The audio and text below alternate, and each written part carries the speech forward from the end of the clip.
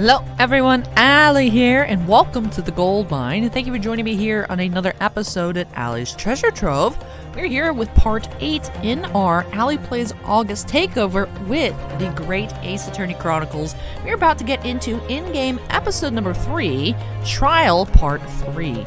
Now, in episode 7 back on Saturday, did accidentally go from part 1 to part 2 and didn't even realize. I believe it had to be at the point where it auto-saved in the game, and I remember making a note there. I was like, it seems like this episode's getting really, really long.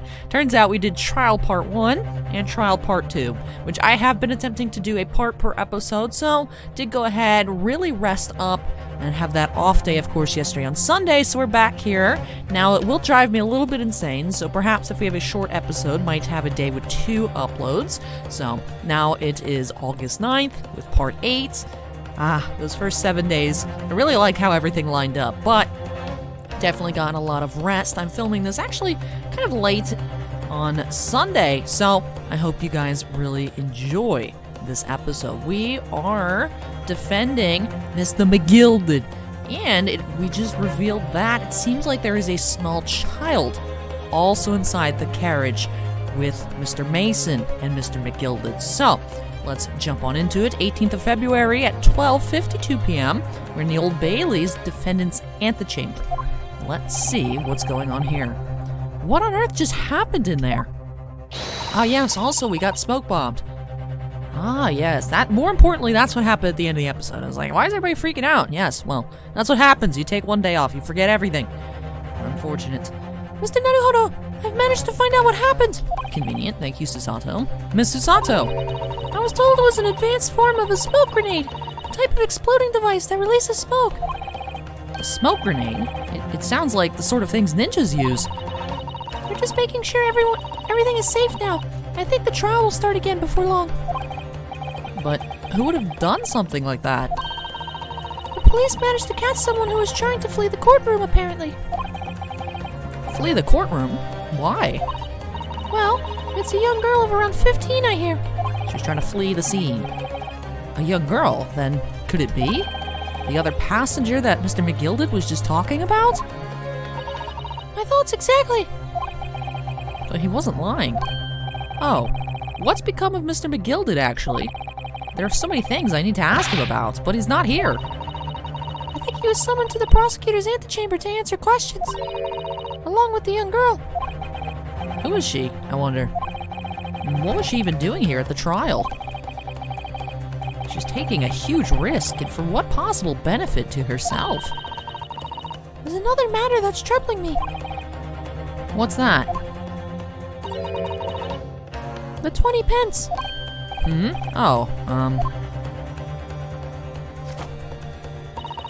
According to the coachman, Mr. Bebo, he took 4 passengers that night at a fare of 5 pence each. That comes to a total of 20 pence exactly. But now it seems there were in fact 5 passengers. Which means the figures don't seem to add up again. She's right. That is strange. Counsel for the defense, kindly proceed into the courtroom. The trial will recommence in 5 minutes. Oh, thank you, officer. We'll go in straight away. Well, whoever she is, I imagine this young girl will be asked to take the stand and testify now. I really can't imagine what she's going to say, but it could alter the whole direction of the trial. We'll know soon enough, Miss Susanto. Yes!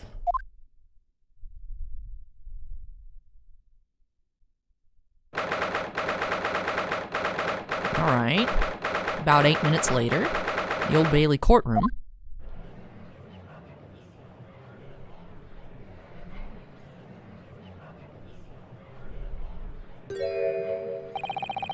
There's the young girl next to Mr. McGilded, look. She must have been the one who caused the disturbance before. Well, after that rather eventful recess, the court will now resume the trial of Mr. Magnus McGilded. Now then, Lord Van Zeeks. My lord. I believe you have established the cause of the smoke which veiled the proceedings earlier. It seems to have been an advanced form of smoke grenade, the sort typically employed by the army.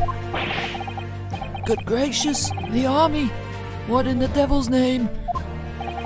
It was an elaborate attempt by the young girl to cloak her escape from the public gallery, but she was caught. Now occupies the stand. Your name, girl? Who is this girl? Are you responsible for the smoke grenade which induced such pandemonium here in my courtroom? What is the meaning of this deplorable behavior? She's got nothing for us, huh? I am, if I may, my lord. Yes, Mr. McGilded. I think perhaps I ought to explain here why it is that this wee lass here was here in the first place, and why she tried to bolt like that. 'Tis all tied up with the events of that night, so it is.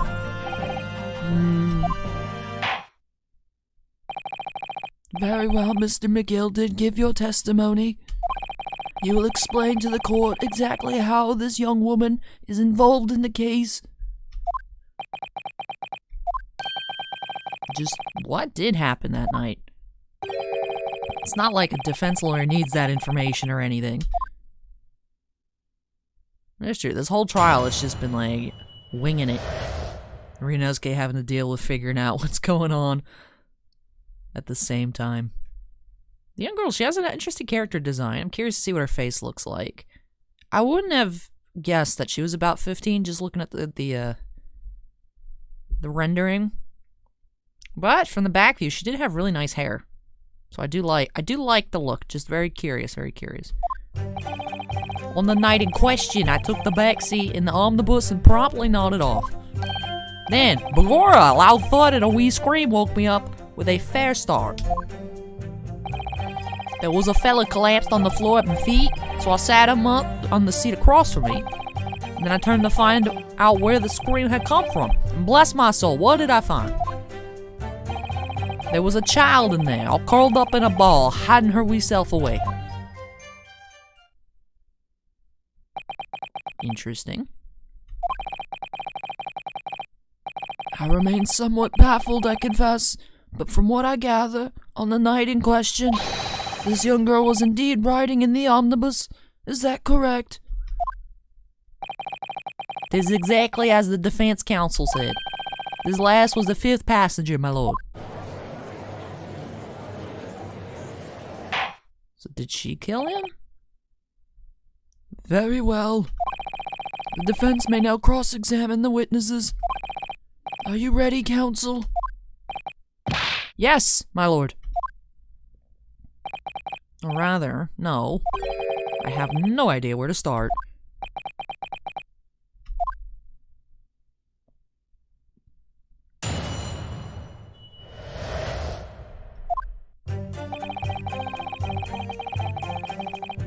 Alright, let's press. See how this goes. And when you first got onto the omnibus, were there any other passengers already on board? There were not. The cabin was empty and there was no one on the roof deck either. You were the first passenger, as it were. I see. Aye, and that's why I took the backside as I did. 'Tis the most comfortable, so it is. Could you explain exactly what you mean by the back seat? By all means, 'tis how you already described it earlier. I'm talking about the seat opposite the one in which the poor gentleman was stabbed was sitting. Like I said, 'tis the most comfortable and where I feel most at ease. And of course, I enjoy gazing through the skylight from time to time as well. But you were asleep. Alright, loud thud and a scream woke him up. Hold it! A loud thud, you say? And a scream? Aye, that's right. How can I explain it? 'Twas like the sound of someone falling to the ground. 'Twas that sort of noise. So you think it was the sound of Mr. Mason falling to the floor having been stabbed? Well now, you'll remember I was asleep at the time, so I wouldn't like to say. And when the sound woke me up, I opened my eyes. There wasn't a soul to be seen in the carriage but the fella on the floor. You didn't see anyone? But at the same moment, you did hear a scream? Ah, from the seats above you on the roof deck, I presume. Not above me, no, my lord. 'Twas from inside the cabin. But I wasn't altogether thinking about the scream. No, I was too stunned by the desperate sight before my eyes. Alright, there's the guy collapsed on the floor. We sat him up. Hold it! You sat him up? The victim, you mean? That I did. On the seat across from me, as I said. I could plainly see the poor devil was already gone. You wouldn't leave a dead man just lying on the floor now, would you? 'Tis common courtesy, so it is. I find that a little hard to believe. Ah, Lord Van Zeek, now why would that be? You wake up to find a man lying dead at your feet in a carriage. Any normal person would hail the cabman. Any upstanding member of London society, that is. Well now, as you know, I'm in something of a special line of business. The business of lending money at exorbitant rates of interest. Unfortunately, my lord, not everyone's thankful for the help I offer them, and some would even see me dead. So I do try, where at all possible, to avoid getting myself in a tangle of trouble. Are you just suggesting you're just gonna leave the man there? Heavens alive, no, I was always intending to report it, so I was. Only, I had a mind to find out the whys and wherefores first. The whys and wherefores? Right you are. There were some details I wanted to understand before anyone else got to meddling. That wee scream I heard, for example. Wouldn't your good self do just the same? Yes, the scream he says he heard at the same time as the thud of the victim collapsing. And then I turned to find out where the scream had come from, and bless my soul, what did I find? Alright, there's a child in there, all curled up in the ball, hiding her wee self away. Where, like on the underneath? You say she was hiding herself? Aye, that's right. It was hard to see in the dim lamplight, but she was all curled up in a wee ball. When her eyes met, well, me heart nearly stopped beating in my chest. Ugh, you're really overacting this. Still in all, I pulled her out from under there and sat her on the seat opposite so I could have a wee chinwag with her. The seat opposite? That's right, just next to the dead gentleman there. You sat this young girl next to a corpse, sir? Well, as I'm sure I'll mention, a gentleman in my position can all too often find himself in mortal danger. So, I needed to find out just who this urchin was, you see? And while I was in the middle of talking with her, I heard another scream, a fella's voice this time. Presumably that scream was Mr. First, who was sitting on the roof deck seats. Right you are again, I would say, sir. Looking down through the skylight, he must have seen this young girl and the gentleman with the knife in his belly. In other words, the previous witness did not, in fact, see you at all, Mr. McGilded. What they believed to be yourself and the victim was, in fact, this girl and the late Mr. Mason. Aye, my lord. I was, as I think everyone understands now, sat at the back of the carriage, out of sight. Interesting. It is certainly plausible. The defendant is somewhat diminutive in stature, and readily confused, perhaps, with this young girl. After that, of course, with the scream from the gentleman over us, the driver realized something was wrong and pulled up the horses. I do wonder how you must be feeling, Mr. Naruhodo. Being the defendant's lawyer and yet finding myself as stunned as everyone else at his testimony? Let's just say it's trying. We certainly had precious little time to talk to Mr. McGilded before the trial. But we mustn't be dispirited. We must just try to learn all the facts we can. When we arrived in London this morning, I didn't see my day panning out like this. Mr. Naruhodo, no grumbling, even in your head. How did you know? Suzato's got your number, Ryunosuke. Alright, so the one I accidentally didn't press. Hold it! I didn't press this one. I just hit space. So let's go back and press this. I'm afraid I don't understand. I'm sure you told the court that there is no one else in the carriage except yourself and the victim. So I did, sis. So I did, as far as I could see, that is. What do you mean by that? Well now, 'tis a queer thing. That wee scream I heard as I woke up. It came from, if you'll excuse the vulgar expression, under my backside. Good gracious. It was underneath him. Under your backside. And when I lifted the seat on which I'd been sitting, I found there was a wee cubbyhole there for storage. Mr. Naruhodo, we can examine the omnibus ourselves, remember? Yes, of course, the whole bus was submitted as evidence. This would be a very good time to have a thorough look around inside. And that's when I found her. Thank you, I've heard enough. Alright, so we did have to press everything. The events as explained are clear in my mind. However, at least one conundrum remains. Who is the girl?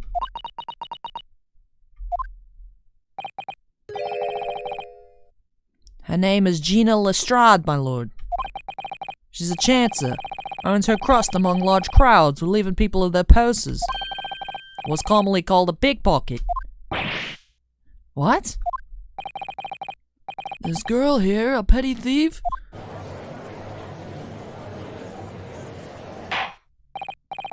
Order! Order!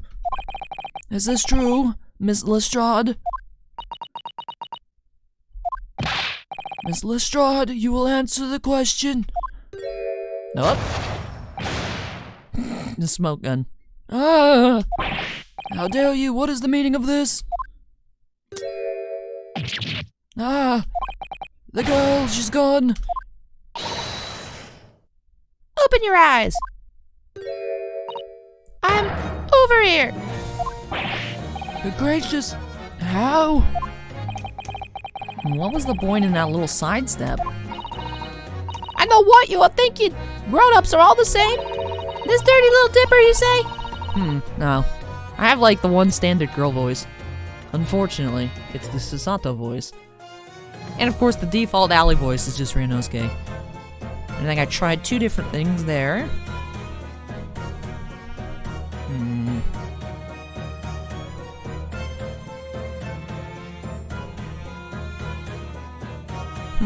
What voice do I give this 15-year-old? This dirty little dipper, you'll say, got slipped up and got caught on the job. She got herself backed into a corner, so she knifed the chin. Go on, that's what's in your heads, isn't it? No, not at all. This is a court of law. We're here to determine the truth, not cast... Ew, why is it green? Look, knives are for cowards. Only thugs use weapons like that. All I need for what I do is these fingers. I'm a professional, alright? Maybe not in your eyes, but I got pride in what I do. Let me guess. You don't count smoke guns among weapons for thugs? This just looks ridiculous. Oh, this? Yeah, this was in a bag I lifted the other day, down where they keep the four-wheel drags. It's nice, isn't it? I like the pink the best. Ah, Do not wave that thing in my direction again. this man found a third mug. So, you admit that you were riding the omnibus on the night in question? I don't know if... I mean, I guess technically she was in it. I don't know if that counts as riding it, being stuck in a container.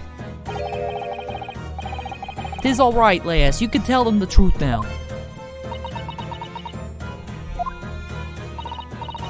Alright, yeah. It was just like the Irishman said.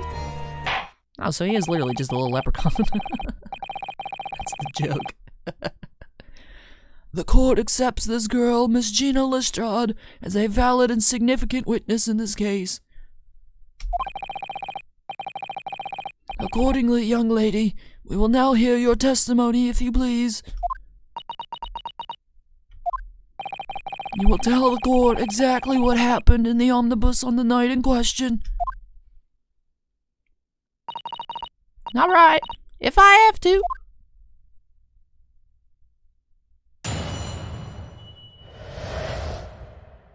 The way he smiles, he looks very suspicious, but I still don't think he did it. I'm not sure what the motive here would be, because why would you murder somebody who owes you money? That's just your guarantee not to get anything. Like, that doesn't seem to make sense. You know, maybe like a little threatening atmosphere. I could see that, being a loan shark. But, right? What's the point of killing him? Then there's absolutely zero return there. Huh. So I snuck inside the carriage before they looked up. The horse is just like always. I'm really not sure what her accent's supposed to be. Like his I can read, and he's like, use. Don't even think about it. You know, like I can get what he's supposed to sound like, but I have no idea what this is supposed to be.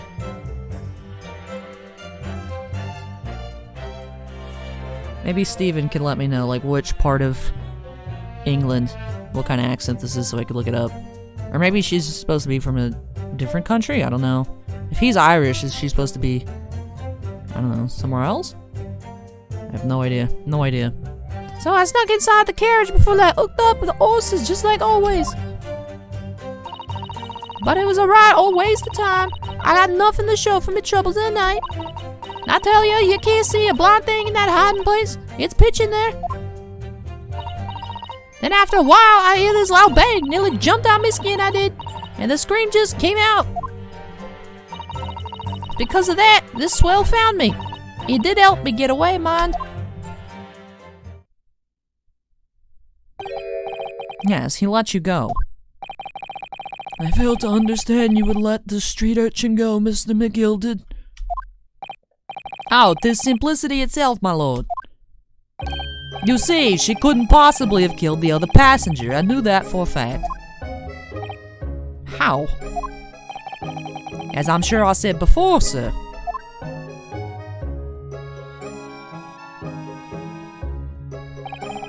I was sitting right on top of the place where she was hiding herself. I think a demonstration is called for.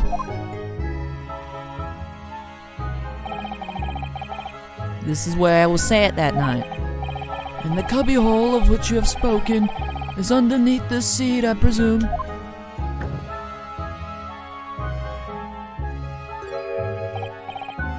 Yes, it does appear just large enough to accommodate someone of the girl's stature. Aye, but of course, the wee lass was stuck in there, because I was sitting on her. Because I parked myself on the seat for the duration. That's true, like, that doesn't seem very... His headpiece popped off. Doesn't seem very conducive to stealing stuff. It's like... If it was like a drawer and you could reach out and, like, snag something. But... If someone's sitting on it, you're just stuck in there forever. So you see, that's why I let the last bolt. I knew that if the police found her there, they'd automatically assume she'd done it. But I couldn't live with myself if a young life was ruined when all the time I knew she was innocent. Even though you must have realized your action would result in your own innocence being called into question. Not at all, my lord, not at all. Oh god, the jurors. The jurors, I don't want to do the jurors anymore. Can we just delete them? We don't need them, it's fine. I knew in my own heart that I was innocent. So I thought it was worth taking a punt on my own good name for the sake of this less fortunate lass. What a perfect gentleman.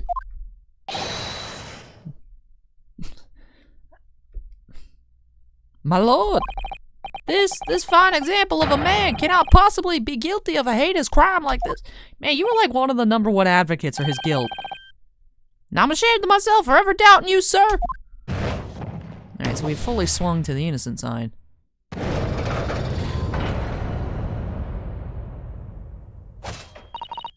Oh, well, this lady too.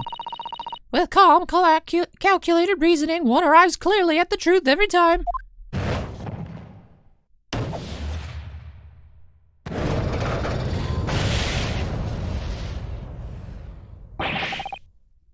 Saints alive!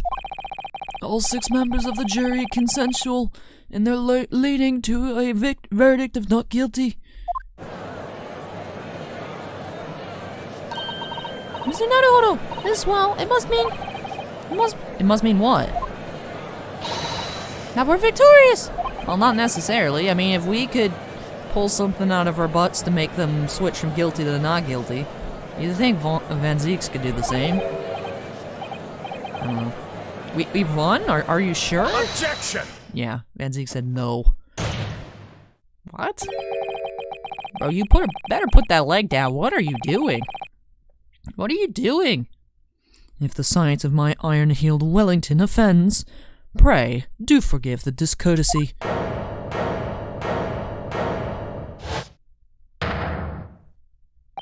Why do you have your foot on the table? This really is a consummate example of the one monumental flaw in British judicial practices. I swear he's a vampire. Listen to the sound. Listen to the soundtrack, man. Where evidence and reasoning should be paramount, emotion rules the day. Emotion? I mean, neither of those are really good reasons to vote not guilty.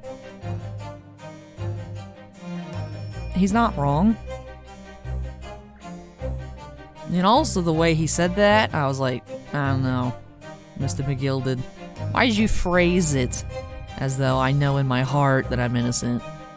That just sounds very odd. The witness's last statement gives us a clear insight into his true nature. What do you mean, his true nature? Do you really think Scotland Yard would have made such a glaring omission? After the incident, the omnibus was comprehensively searched by officers of the police. Obviously, the interior of this cubbyhole, as the witness put it, was included in their investigation. The compartment under the posterior seat was full of the coachman's belongings. It's noted in black and white here in the police report. Good Lord! The evidence has been tampered with. In order to corroborate Mr. McGilded's story, someone has unlawfully removed everything from under the seat. What?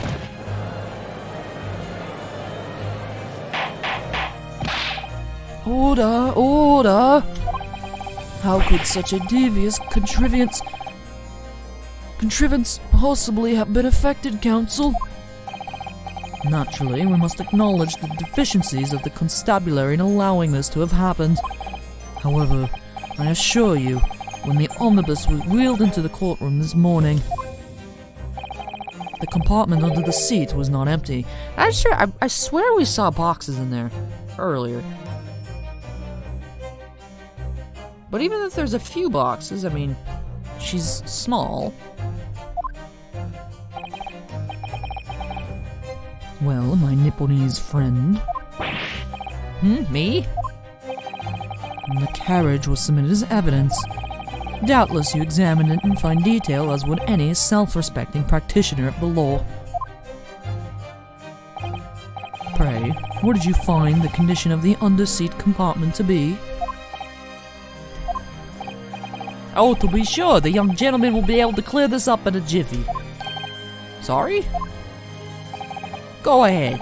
You tell the court now, fella. How this is all an elaborate excuse by desperate Lord Van Zieks. Well, counsel, do you have something to say on this matter? How am I supposed to answer? What can I say about the state of the little compartment under the seat in the omnibus?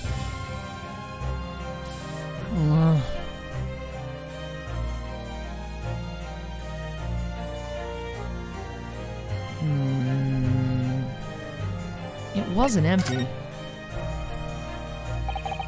I really don't know if giving this answer is helping my cause as a counsel for the defense, but as far as I remember at least, when I first examined the compartment, I'm fairly certain there were a number of articles inside it, yes. Are you sure, counsel? I'll be whist. What are you saying now, you daft dog? I thought you were on my side here.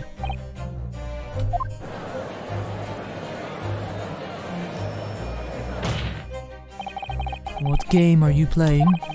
Your task is to defend the man in the stand. Why would you say something to compromise his position?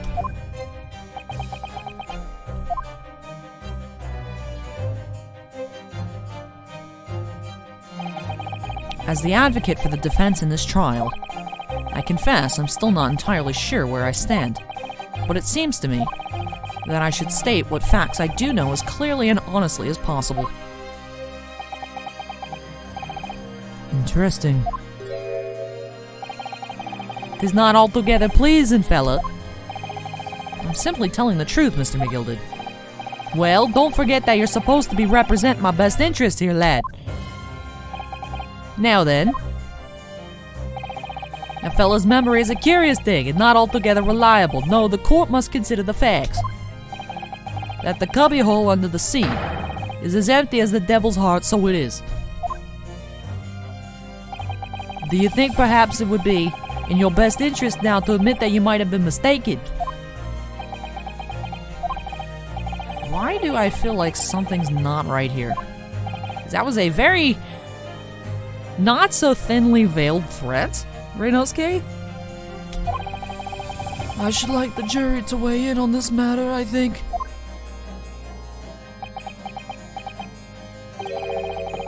That compartment is designed to house equipment used to maintain the smooth running of the carriage. The guild's rules state that the omnibuses should be properly and fully equipped at all times. So it certainly wouldn't have been empty on the night in question. Beppo isn't that irresponsible. That money-lending fleecer and the pick purse are lying.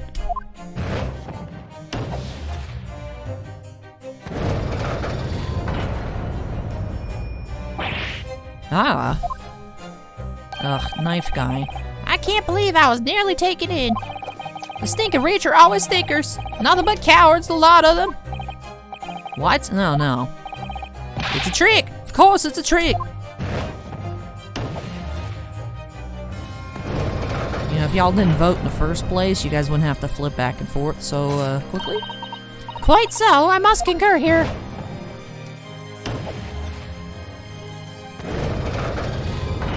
Alright. Perfectly balanced as things should be. With calm, calculated reasoning, one arrives clearly at the truth every time. You say that while you don't calmly and calculatedly think about stuff. You can actually, if you guys listen, you can hear his knife flip. Oh, noise. Right there. Yes, but every time a different truth, it seems. That's what I'm saying. Every time something, like some fact comes out, she's like, it's truth! My lord, I humbly exhibit the scales of justice. Clearly, a verdict of not guilty at this time would be wholly inappropriate. Thank you, counsel. But before we proceed any further is the matter of the outstanding cross-examination. Counsel for the defense, begin your questioning of the witness, please. Yes, my lord. What just happened? The whole balance of the trial has shifted, almost beyond recognition. The Reaper of the Bailey is at work, it would seem.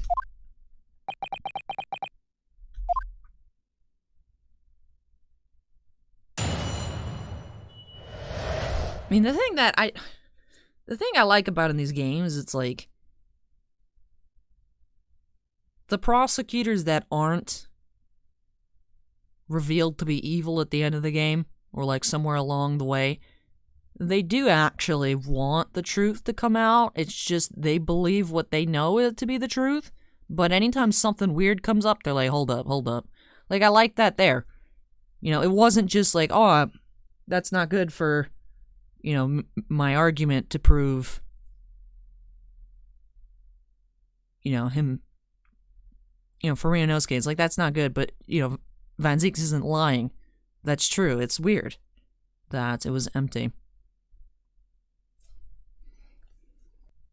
I just really want to know what's going on here. So let's go ahead and jump on into this cross-examination and see what she has to say for herself. So I snuck inside the carriage. Before they hooked up the horses. Alright. So you were already in the omnibus before it even set off on its run?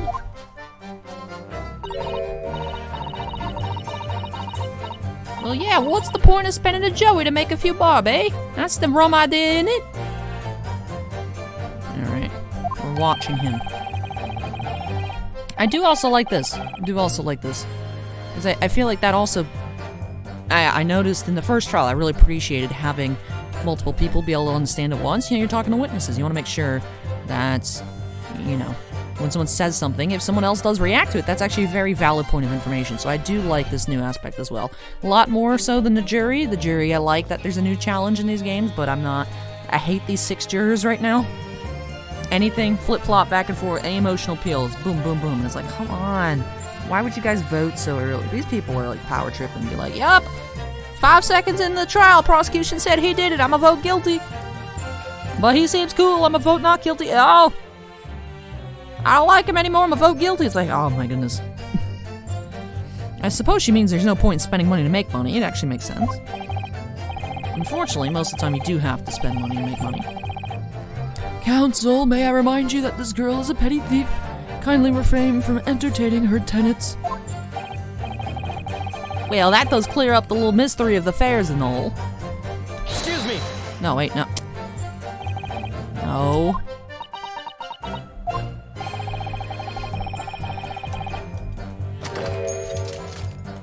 At least I'm not taking a penalty. I did this on purpose. Obviously. No. Right, I'll waste time. She got nothing to show for her trouble. Hold it!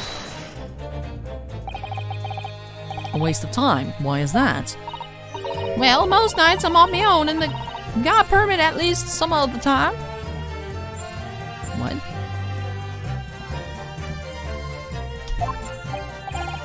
I beg your pardon. I beg your pardon. Did you say God permits? Interesting. Oh yeah, well that's what my kind call it. You say the omnibus, suppose. Point is, any normal run, the carriage ain't got no one in it for a while. That's when you come out of your hiding place and get away? That's it. Only that night. This cove was sat on me from the seat from the start. And he didn't budge the whole way, did he? Not 1 inch, I was totally stuck. You mean to tell us that you were present in the carriage for the duration? You were under the seat the entire time while events unfolded in the enclosed cabin? Yeah, right. Right, mister?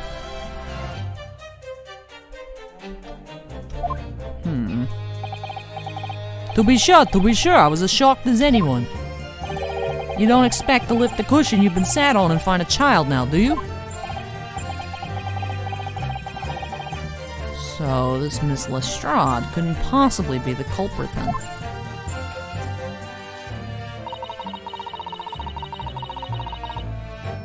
I'll tell you, can't see anything in there, it's too dark. So you couldn't see out into the cabin at all. Not a jot. Most days I push the cushion up with me head and look out the crack.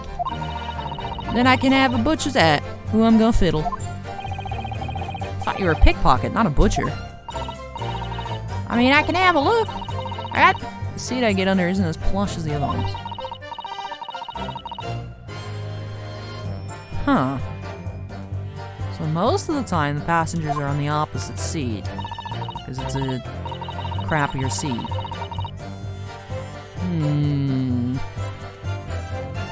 But for some reason tonight, this here Irishman spent the whole journey right over me head. And for that reason, you weren't able to push the cushion up to peek out, I see. Truth is, I ain't too happy in a small dark place. Feels too much like being thrown in the clink. But it's the only place to hide in them carriages, so it's option choice. Why doesn't she just stick to picking people's pockets in the open then? And I'd say there's some reason that she's not letting on, judging from her demeanor. So anyways, I was a little bit scared, but I had to stick it out under there, nothing else for it.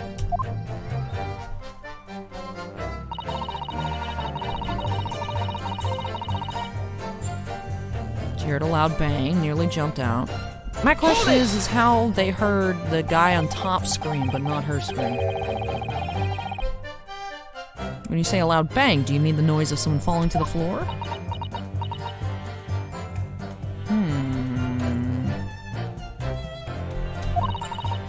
Could have been, I suppose.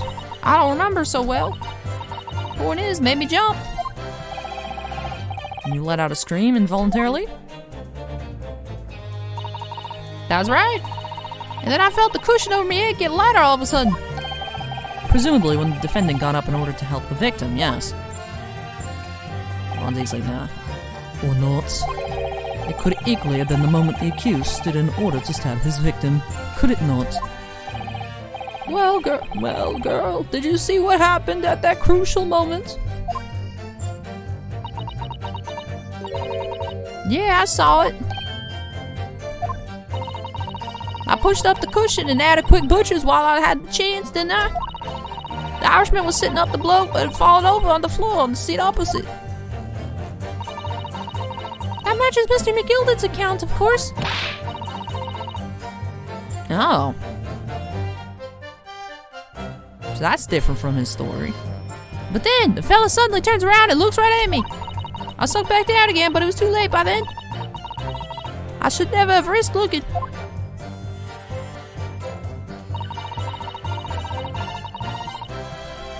Hold it! Alright.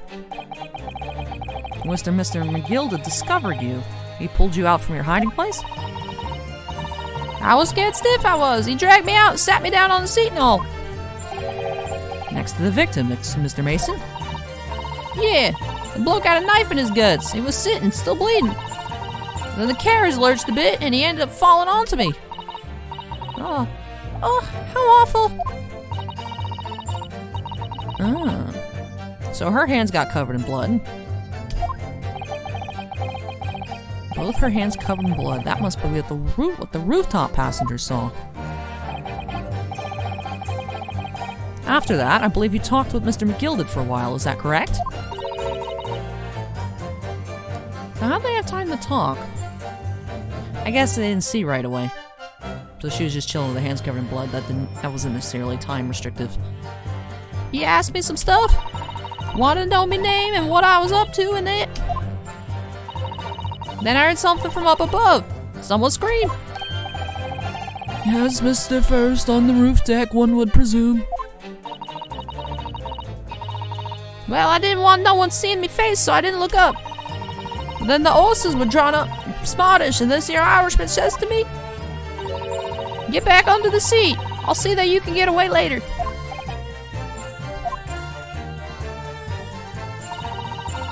All 6 members of the jury had decided the defendant was innocent. For one brief shining moment, yes. It's clear that they are still very unsure. If we could just find some conclusive piece of evidence among this new testimony, I'm sure we could clinch the verdict we want. Yes, I think you're right. And I have this niggling feeling. Something's bothering me, but I just can't quite put my finger on it.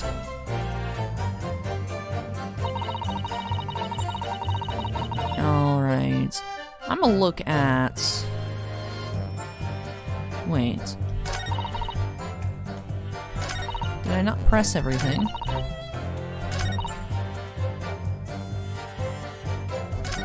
Huh. Okay, so... I must have missed one of his reactions.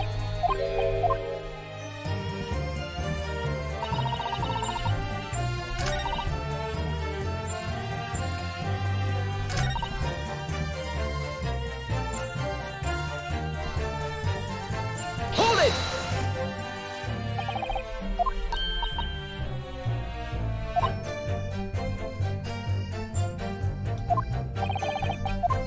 Let me see.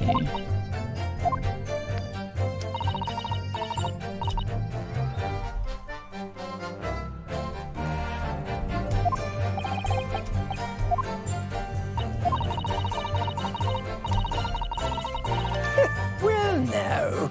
Ah, that wasn't there before. Excuse me. Is something wrong, Mr. McGilded? He reminds me of the Penguin. Oh, I do apologize. Was there something the matter, Counsel? I'm just wondering if Miss Lestrade's last comment made something occur to you, perhaps. You seem to be thinking something to yourself. Oh, no, it was nothing important. I was feeling bad for the poor lass is all. I remember feeling desperate myself as a young lad, shut up in the dark. 'Twas terrifying, so it was. I see, yes, I'm sure we can all sympathize. I'm still scared of the dark now. Man, Reno's getting scared of the dark and had to live in a closet for like 2 weeks, and then his friend got murdered while sleeping in the closet. If that doesn't spell trauma, I don't know what does. Aye, and I don't know about yourself, but I find that the darkness seems to make everything you hear seem that much louder as well.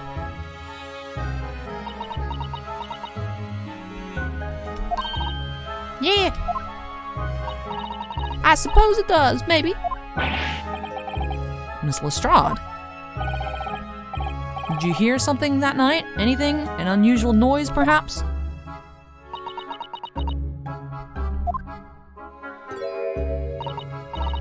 Nah, not really. All I could hear was the Irishman snoring. But jabbers, there's no need to tell the whole world to meet foibles, you little scamp. What a pity. If only Miss Lestrade had heard something, it might have given us a vital new clue. Yes. What should we make of that last statement of hers? I'll say it's profoundly important. My lord, I believe the statement just made by the witness is profoundly important. Profoundly important, but all she said was that she heard nothing. Yes, which is the profoundly important part. I'm almost sure of it. What should she have been able to hear?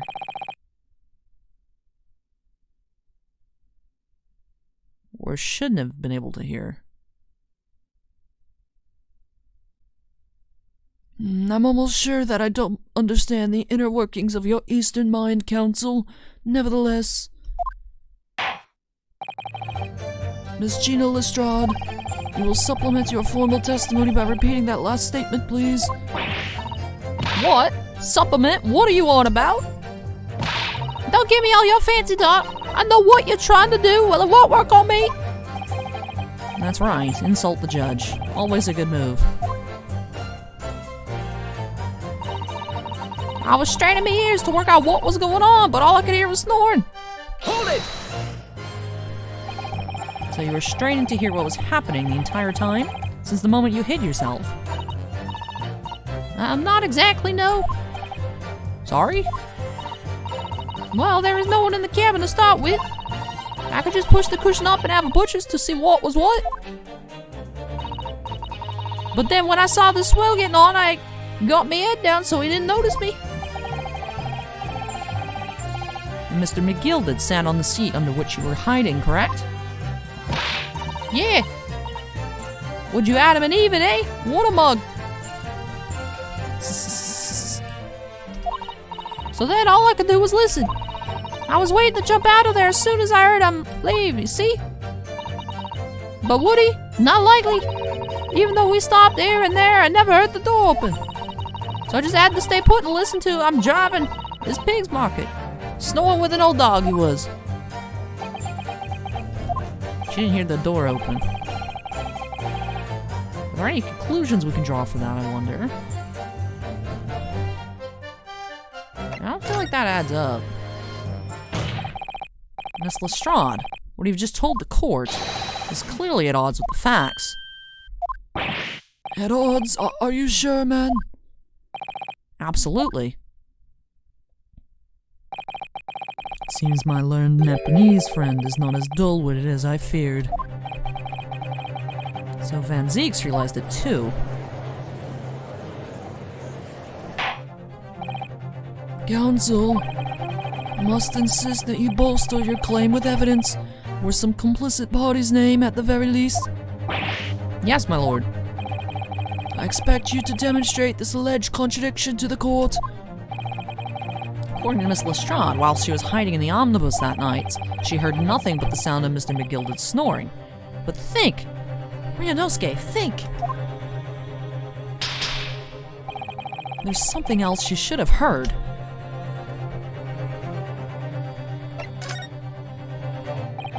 Very well, my lord. Allow me to elaborate on a particular sound that Miss Lestrade could not have failed to hear on the night in question.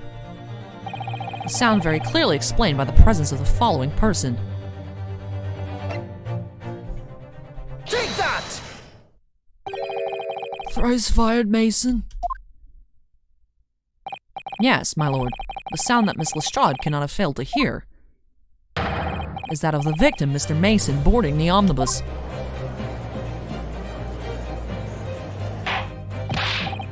Order, order. Explain your reasoning, counsel. Miss Lestrade, allow me to confirm something. You claimed earlier that you were the first person on board the omnibus. Is that correct? Yeah, of course I was. I got on while the driver was in the pub, didn't I? And the next person to board the omnibus was Mr. McGilded? There it was. Not a soul was in the cabin when I climbed aboard. At least not in plain sight.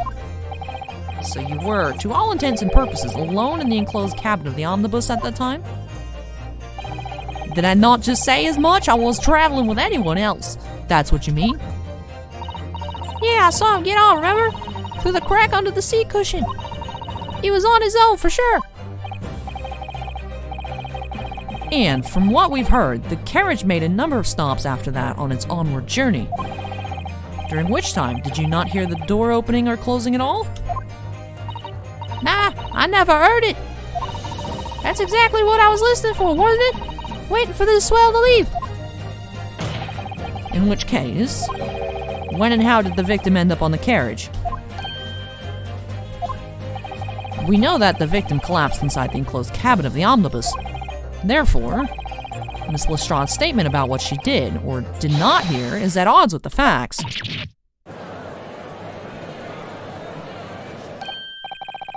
Yes, this petty thief's statement was clearly flawed. Lord Van Zeeks! Yes, he knew. He knew all too well that there was an inconsistency in Miss Lestrade's statement. It would seem words of thanks are in order for my learned friend. What are you talking about? You have demonstrated matters impeccably. This witness and her colorful statements are entirely unreliable. Her words are convenient untruths, nothing more.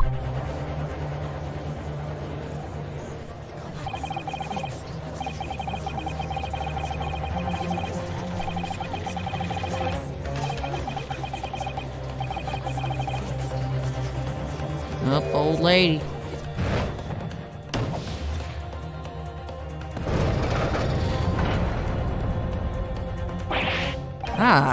She didn't even say anything. I didn't want to judge the dear little mite just because she had some rather naughty ways. But I must say, I can't abide liars. And neither can I. Mr. Foreman. I didn't want to judge the girl just because she has some less than salubrious ways. But I must say, I cannot abide liars.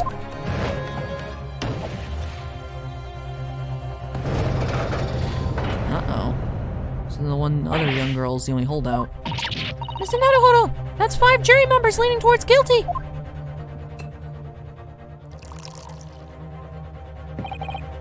Well, your consideration for others is refreshing, my Nipponese friend.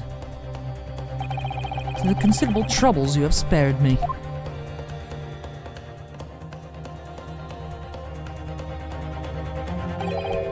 I love his hair. That's some majestic hair. Yes, very refreshing. Ah. What are you playing at? Have you forgotten who you're working for, you useless Eastern Adamant? Ugh, knife boy. Knife boy disgusts me. Juror number 2 is the only one left. Mr. Naruhodo, the way this is going, I know, if we can't find some new way to convince everyone of Mr. McGilden's innocence, the judge will rule and we'll have lost.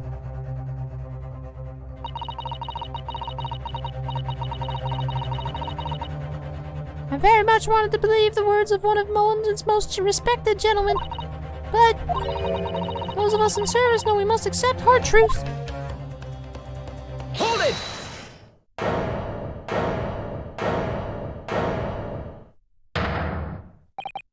Yes, the witness's last statement seems to have revealed a critical inconsistency in her story.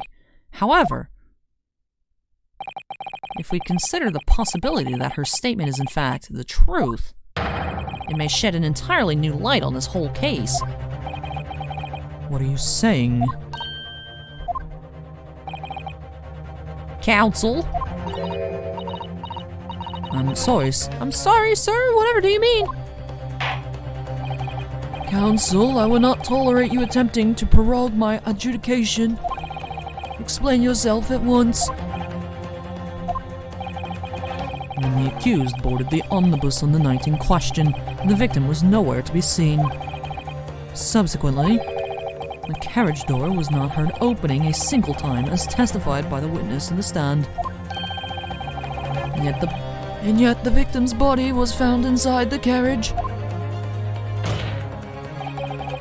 If this petty thief's words are to be believed, how do you explain the victim's miraculous appearance inside the cabin of the omnibus? You take that deep breath, Renoski. There's only one way to explain how the victim came to be inside the carriage.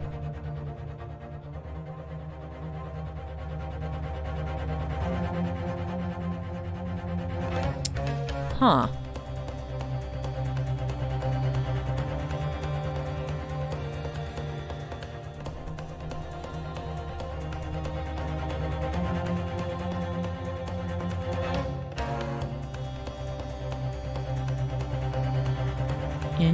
I don't know. Let's go with there's another entrance. If the door wasn't opened even once, the only explanation is that the victim entered the enclosed cabin some other way. Objection! Alright, Van Ziek says no. I wondered what new fantasy you would come up with in your blind panic. But behold, the omnibus is here for all to see. Only one side of the enclosed cabin is furnished with a door, the other only has windows. Fixed windows which cannot possibly open. In short, there is no entrance to the cabin other than the door. Objection! What about the skylight? But there could be. There's one possibility you haven't considered. Oh, really? Yes, one other way inside that isn't the door. Another opening, the use of which allowed the victim to appear inside the enclosed cabin.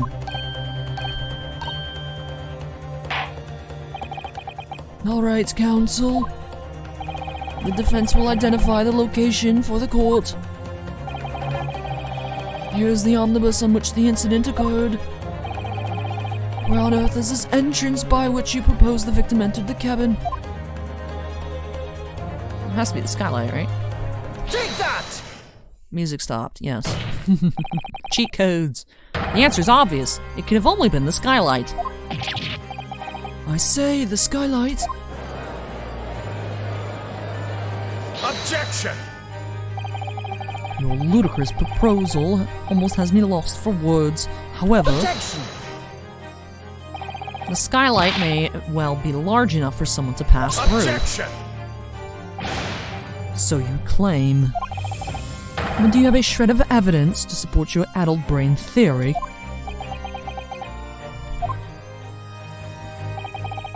Both Mr. McGilden and Miss Lestrade said the same in their testimonies. They each claimed to have heard a loud thud, such as the noise made by someone falling to the floor. Oh. Someone dropped the corpse in through the top? Yes, which has already been explained, as the sound of the victim falling from the seat having been assaulted with the dagger. Yes, it has. But would a man slipping from the seat onto the floor really have made such a loud noise as the witnesses describe? A noise loud enough to cause Miss Lestrade to let out an involuntary cry, in fact? Good gracious. Perhaps, in fact, that was the moment the victim made his entrance into the cabin. No, let me rephrase that. The victim didn't enter the cabin as such. He fell into it. Objection! You're now suggesting that the victim fell from the skylight into the cabin? That's simply impossible. How can you be so sure? Because if the victim had fallen inside through the skylight, as you say, the passengers on the roof deck would have seen it happen. And yet, not one person made mention of such events in their testimony. Well, yes, that's true, but we don't necessarily have the timeline for it. Might a humble fella make a wee comment here? Mr. McGill did. To be sure now, the two fellas who were sat on the roof that testified afore said nothing of the victim falling through the skylight. But it seems to me, my lord, that 'tis not so much a case of them not saying, but... Aye. 'Tis a case of them being unable to say. What? I think perhaps the two fellas do be having something of a compelling reason not to mention what happened. Would yous not agree, fine ladies and gentlemen of the jury? Oh my goodness, surely not.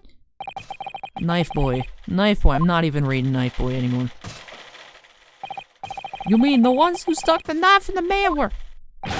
Nah.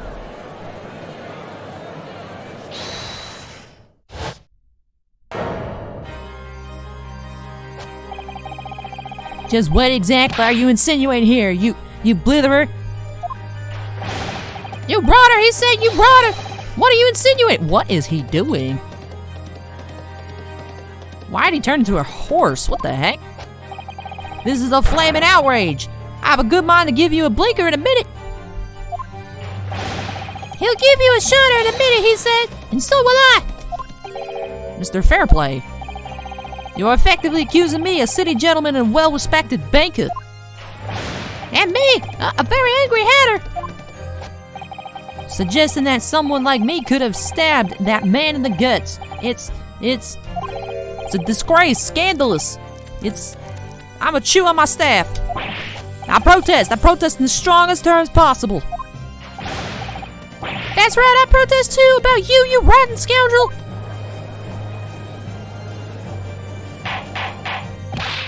Order. This is not the time, witnesses. I will not permit this wanton invasion of the stand. Return to the anteroom at once. But this is beyond reason, my lord. It's outrageous. It's very hurtful, you know. My lord, if I may comment. Go ahead, Lord Van Zeeks. It was the defense that incited this outburst from the witnesses. My learned friend has seen fit to abandon all protocol and accuse the witnesses without proof. Accuse? I never intended to. It seems, young Nipponese, that your command of the English tongue is wanting. Rude? You propose to this court that the victim fell through the skylight from the roof deck of the Omnibus. That hypothesis cannot possibly stand without the rooftop passengers being aware of the events. You have branded these gentlemen as liars. You have intimated their criminal guilt. In our British courts of law, that is termed a baseless accusation. I know I was rash to put this idea forward without any actual evidence, but you can't just dismiss it without a second thought.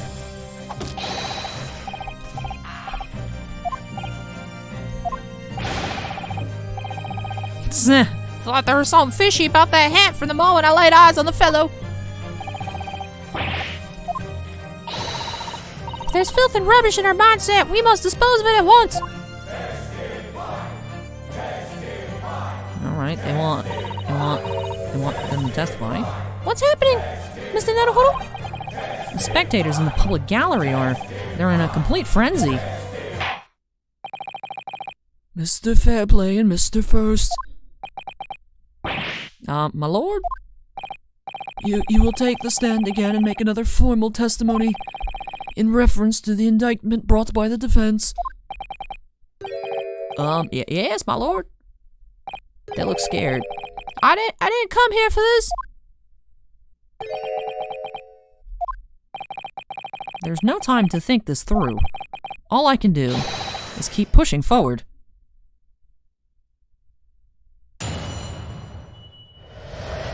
Why is he shaking so much? We were the only two people up on the roof deck, dead or alive. I can swear to that. If anything had happened where we were sitting, don't you think one or the other of us would have noticed? In any case, neither of us know the first thing about the victim. We had no reason to kill the man. The skylight was shut the entire time, I tell you. We couldn't possibly open it. If you're so sure the victim fell through the skylight, where's your proof?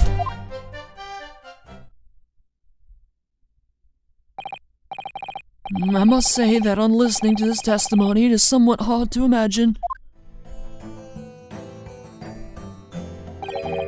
how either witnesses could have performed any malevolent act on this open rooftop deck without the other noticing forthwith. That's right, you see. We're innocent, I tell you.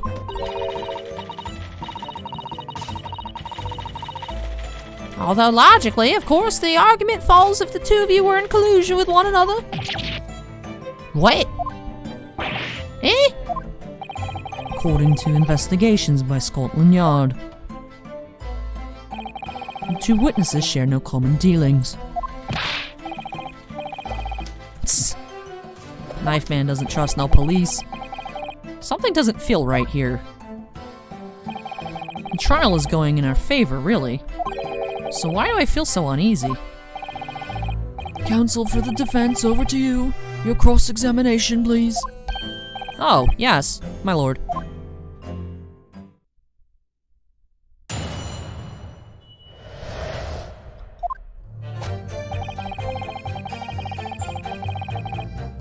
Alright. Hold it! Press. So at no time did the victim, Mr. Manson, climb up to join you on the roof deck? Absolutely not, Dickon. Let's see. Y'all got anything to say? Nope. No question about it, he said. None at all. Oh, but yes, of course. I remember seeing them both. I saw the victim inside the enclosed cabin talking with his man here. Is this true, Mr. McGilded? Dear me, my lord, at the risk of repeating myself, I boarded the omnibus alone and nodded off inside almost immediately.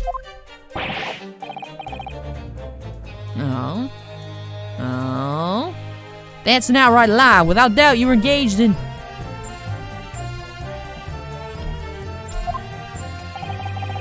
Let me stop you there, felon ass. Do you have any evidence at all, Excuse me! No. I did not mean to do that.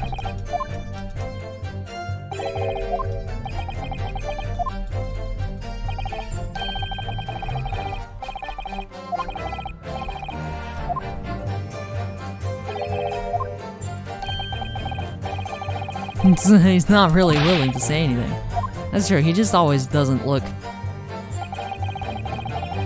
If anything had happened where we were sitting, don't you think one or the other of us would have noticed? Hold it! Well, it was on the final run of the omnibus at past 10 o'clock in the evening. It would certainly have been quite dark, perhaps too dark to see clearly. Is this some kind of a lark?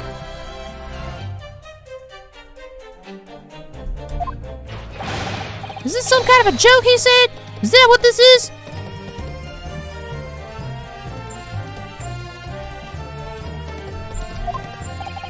Or perhaps one or the other of you fell asleep briefly? Are you fair dinkum, sir? Are you serious, sir? That's what he said. It's impossible, I tell you. I give you the keys to the vault if you can fall asleep in that bitter cold. If you did manage it, your eyelids will freeze shut and you never open them again. That's extreme. It was extreme, I tell you. We had to put up with it because this man had locked the door. Any true gent would have unlocked it and let me in when I knocked. I'm dreadfully sorry about that, young fella. Well, you see, I was away with the fairies and I didn't hear you at all. That's a lie. I saw you through the glass. You were talking to someone. Now, 'twas a cold night, so it was. People do be seeing things that aren't real in the cold. 'Tis hardly surprising. Seeing things. I believe we have reached an impasse here on this particular point. Ah, you! Don't take it personally now, lad. If I'm a suspect in this case, then it's only fair that you and the other fiend are too. Open and free competition is what a capitalist society is all about. This isn't a competition I should like to be involved in, really.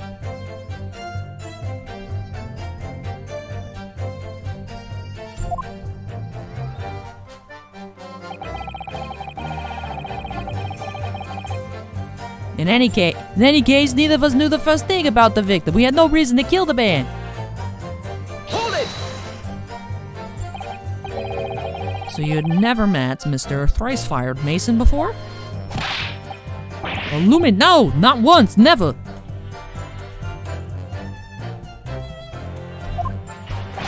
He'd never met the man before, he said. Never.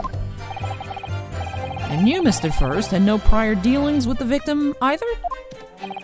That's right, sir. Hatters don't have much to do with brickmakers, to be perfectly honest, sir. No, I imagine not. You see, how many different ways can I put this? Neither of us have the remotest connection to the gentlemen who were inside the cabin. Ooh. Excuse me. Mr. McGilded? Yes, counsel, what can I be doing you for? Did the witness's last statement give you pause for thought somehow? Not the remotest connection? Is that right now? I wonder? What are you insinuating now? Ah, Mr. Fairplay, that's been too long, so it has. Yeah? If I'm not very much mistaken, I believe 'tis fast approaching, is it not, your repayment date? I beg your pardon? You borrowed 20 guineas from me, sir. At an unconscionable rate of interest. You tricked me, it's extortion.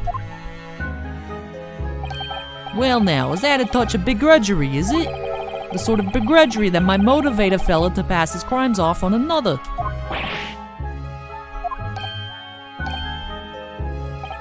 And young Mr. First.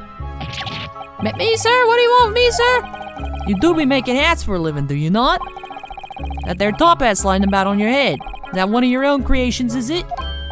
Oh, well, I'm still just an apprentice, you understand? I'm learning to find the perfect fit for whatever fine gent walks through the door. Yeah, the perfect fit, is it? Well, 'tis a very distinctive design, so it is. Many customers like it, I tell you. They deserve a distinctive touch. Customers. Such as Thrice-Fired Mason. No. There was a photographic print of the victim submitted as evidence of fault, my lord. This you mean? I can't help thinking that the poor fellow's hat looks distinctly familiar, wouldn't you say? Oh. That's one of my hats. Yeah, hey, that it is, so it would seem the brickmaker was a customer of yours. The sort of customer, I'd wager, you could have had a wee quarrel with over the distinctiveness of the goods. Oh, no, sir, absolutely not, sir. Well, there's really nothing more to add. It wouldn't be right to say that the two fellas here haven't had the remotest connection to the victim, you see.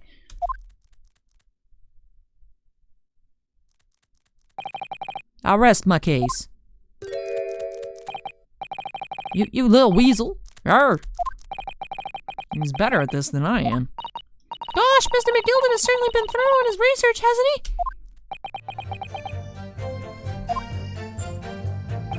Please, don't let me little interruption hold up the proceedings. Hat hunter. What's that? What's that do? I'll have to find out. The skylight was shut the entire time, I tell you. We couldn't possibly open it. Hold it! Learn some more about this. Are you quite certain about that? That the skylight was shut the entire time? Zzz. I'm gonna lose my block with you in a minute. He's gonna lose his rag with you in a minute. That's what he said. Take a look for yourself. Go on. You see? Oh, you see it's shut fast now, just like it was on the night. So it is. Of course, a fellow the size of Mr. Mason could likely break right through it, still and all. What? Just looking at the size of the thing, you understand? Now you hold on there a minute, sir. The size of the thing means nothing. Not on its own. Let's consider the bigger picture here, shall we? Let's stop biting our cane, shall we? I was riding the omnibus on another occasion when, I broke wind loudly. I shocked myself with it as it happens. What? This is an unexpected confession, Mr. First. Oh my goodness. Oh, I mean to say, well, the point is I tried to open the skylight, you see? But, just my luck, I couldn't make it budge. The stench was terrible. Everyone was looking daggers at me, sir. I went as red as rouge, I did. Are you expecting me to sentence you? Oh, no, sir. The point is, the skylight can't be opened. I tried and tried when I was inside that cabinet of shame. Excuse me. Do you have something to say about that, Miss Lestrade?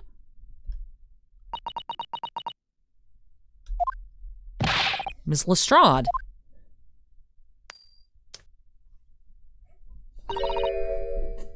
It opens. Hmm? The skylight. That is what we're talking about, right?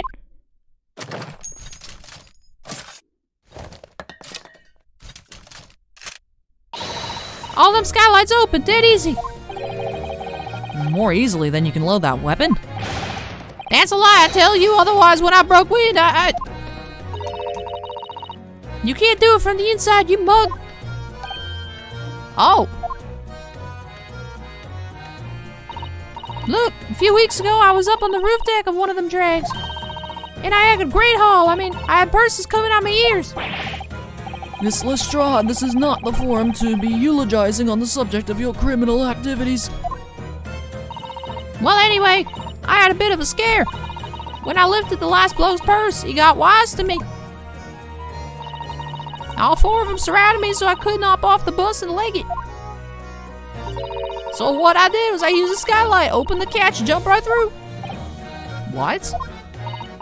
Yeah, the catch for them skylights is on the top side. That's why you can't open them from the cabin. The skylight opens from the roof deck? Bailiff, climb up onto the roof of the omnibus at once and verify this witness's claims.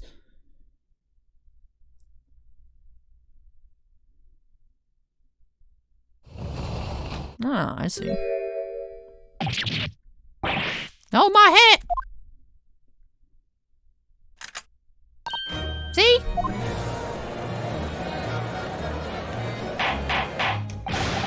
Order, order, order! So it appears that this street girl's statement is quite true. I don't believe it. The skylight opens, and from the roof deck. Mr. Naruhodo! This could be the clue we've been looking for! Well, counsel for the defense, please continue with your cross-examination. Yes, my lord. So, the skylight opens.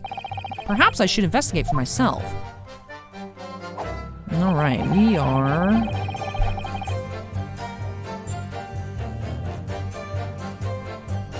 Well, let's press this. It's not letting me... Oh, let me go to the court record now.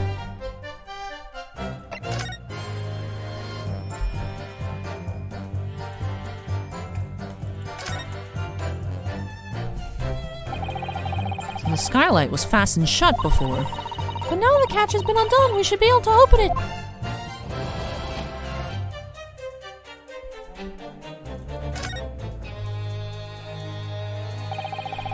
Wait, right here. That's just shadow. I was like, is that blood? You can certainly see inside the carriage through this opening, that's for sure. Yes, and there's a lamp in the enclosed cabin. I'm sure the witnesses would have been able to see quite clearly. That's not good for us. Oh.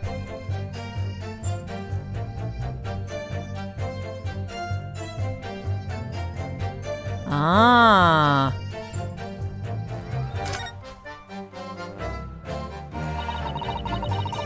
So this is the roof deck of the Omnibus. Oh, you must have a wonderful view of London Street from up here. This is, that's just the top part.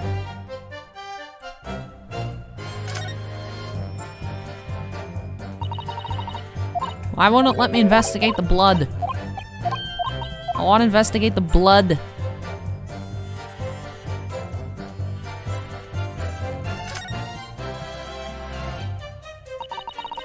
Nah, whatever.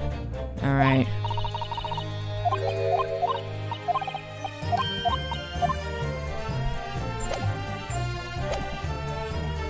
Proof? That's right, I demand to hear it. We came here to say what we saw, tell you not for this.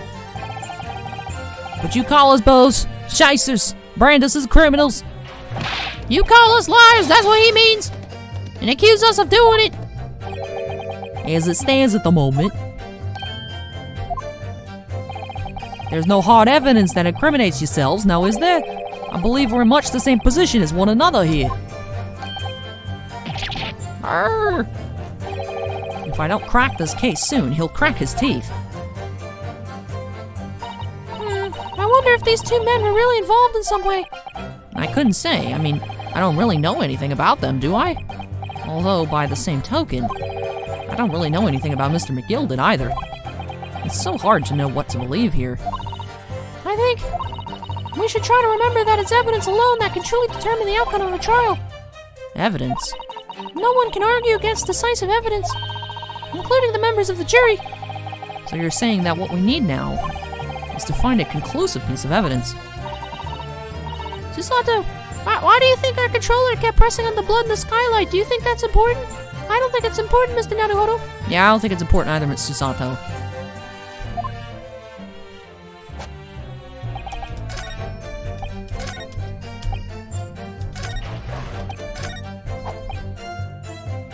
Let's present.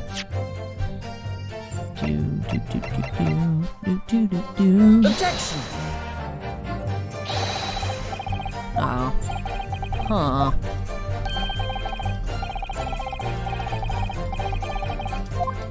Getting a penalty, no.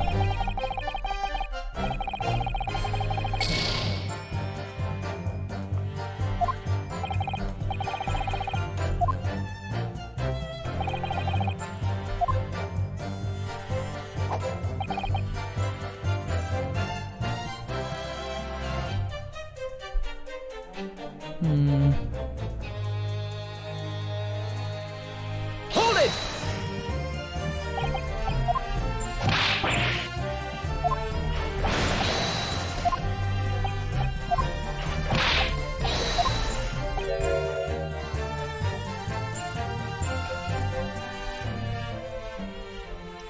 Excuse me! No, I keep doing that. Because spacebar is the key to advance the text as well. But space, if you don't go back to the right person, it excuses them.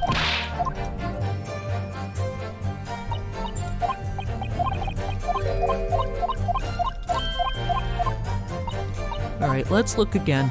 Maybe I just wasn't clicking on the right thing. Maybe I'm losing my mind.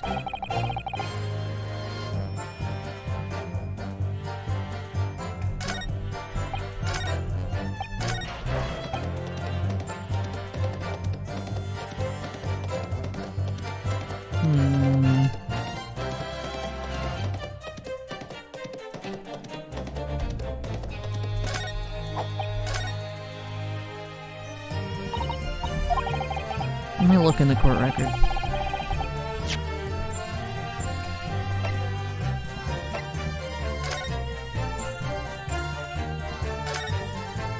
We have to go inside and look up.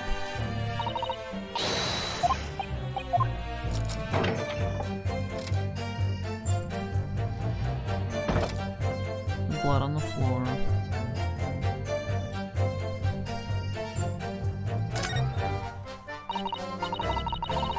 Yes, it does open very wide, doesn't it? Wide enough to kick someone like you through, certainly, Mr. Naruto. Why someone like me? Ah! What is it? Look, just here! Look at this! That's without question. It's blood! Why would there be a blood stain there? Surely, it can't be unrelated to the case, can it?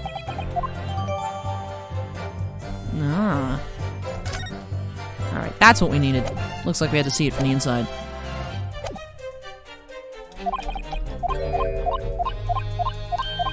Alright, so present that. That's what I wanted to present at the end.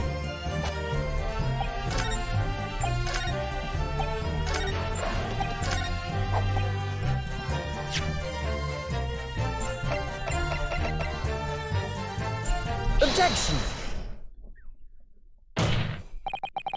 On the night in question, the victim was fatally stabbed in the stomach, and immediately afterwards, the victim's body was pushed through the skylight into the cabin below. Those are the facts, and the irrefutable proof remains clearly visible in the omnibus that stands before us today in this very courtroom. What? That's utter humbug! Arr! You can't possibly have any evidence! No, you can't! I mean, we didn't do it, I tell you, it's impossible! Irrefutable proof here in this courtroom. My father will hear about this, Ryunosuke. Counsel, My lord! I believe everyone would appreciate a little clarification here, Where exactly within the omnibus is this evidence to which you allude? You will point out what it is that proves the victim fell from the roof deck through the skylight.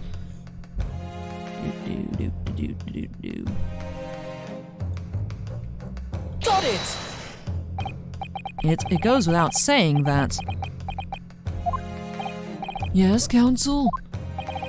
I think it's clear that my friend has taken the phrase "it goes without saying" a little too literally. Perhaps, in fact, it goes without saying he has nothing to say. What? That's not... What? Penalized for what? I clicked on the blood stain.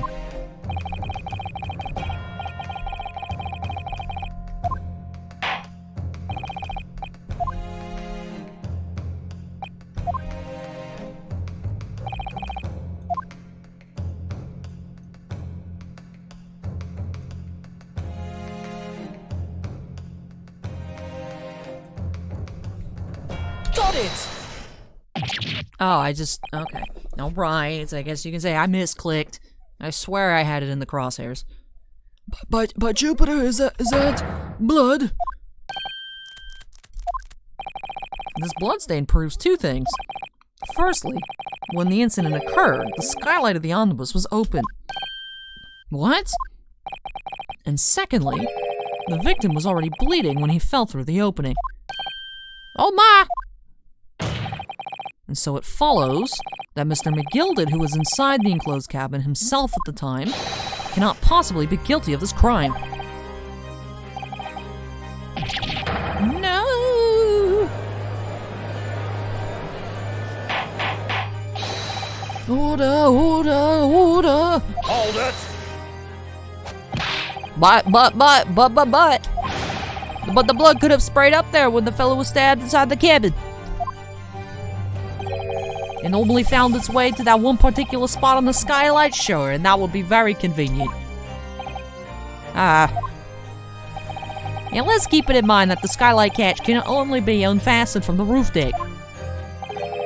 I myself wouldn't have been able to open it now, would I? But there's no way to know for certain, is there? If the jet really fell through the skylight, I mean... Why don't you have a good look at the floor of the cabin between the two seats, Mr. First? It is all too plain, if you see. There's the aftermath that shows the poor fella dropped from a fair height. There is. So it is. What? No. But, it can't be. It's all lies! Hold it!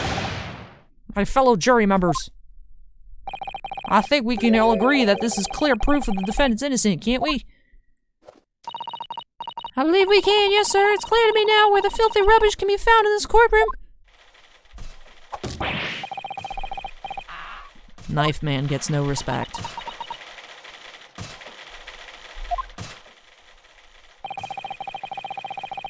I won't tolerate any of the guild's carriages being sullied with blood. I won't tolerate it.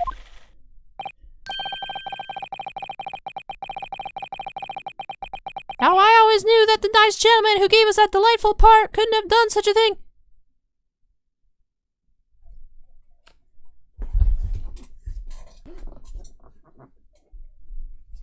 Sorry, but I had to take a little short break there for a second. All three then, everyone. 1, 2, 3. Objection! Oop.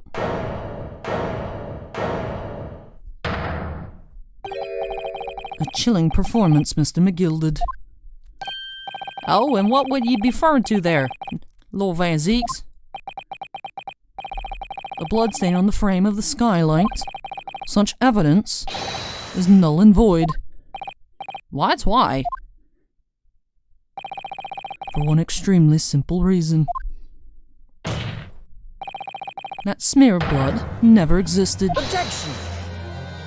What are you talking about? It's there for all to see, and it's clearly blood. Objection! I personally attended Scotland Yard's investigation of the Omnibus. The officers involved went over the carriage with a fine-tooth comb.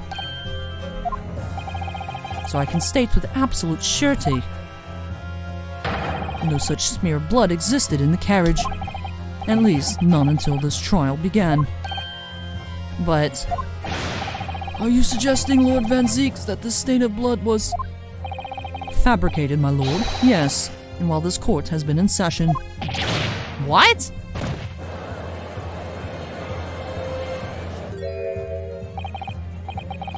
What a palaver. I must say I didn't expect such crude reasoning from a prosecutor of you standing, Lord Van Zeeks. But I'm Magnus McGilded, a fellow known all over the capitals for his fine contributions to public life. I don't take kindly to slander, and I'll fight it to the bitter end. Even if it's rolling off the tongue of the Reaper of the Bailey. Mr. McGilded, I realize that this is your first appearance in court as the accused. However, I am well aware of your involvement behind the scenes in a great many affairs of dubious nature. You're very adept when it comes to avoiding getting your own hands dirty. And each time it happens that a case you're involved in is investigated, you adapt the facts. Adapt the facts? What does that even mean? When you wield a fortune the size of Mr. McGilded's, however ill-gotten it may be, nothing is impossible. Tampering with evidence, manipulating the scene of a crime, bribing witnesses. I toast to your ability to concoct the most convenient of stories, sir. Lord Van Zeeks, this will not do, to be sure. Will it now, counsel? Oh, no. I think it's fair to say, this does all sound like a rather far-fetched excuse by a desperate man. The blood on the skylight didn't exist, you say? But if you all will all cast your minds back, is it not true that the omnibus there has been in the courtroom the entire time? How could anyone have possibly put a smear of blood in it without World and his wife see? Isn't that right now, counsel? It's true. The omnibus has been in full view the entire time the court's been in session. Well, there was the smoke bomb, so technically not. My learned friend. Here's to hearing your opinion on this matter, in your own words.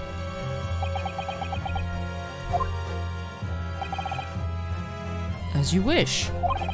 Could someone have tampered with the omnibus during the trial? If you're asking me, I think... It's true, it could have been possible.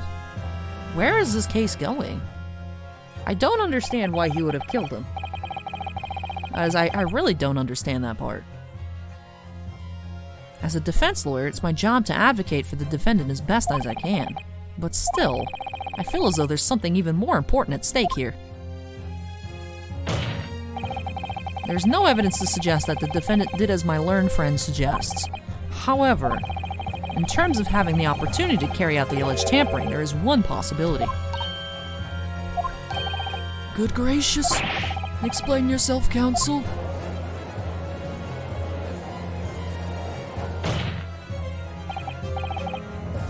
Yes, there is. It seems my learned Nipponese friend has no intention of running from this deceit. Deceit? I'm sure everyone still remembers clearly the recess that we were forced to take as a result of the smoke grenade fired by the witness currently in the stand, Ms. Gina Lestrade.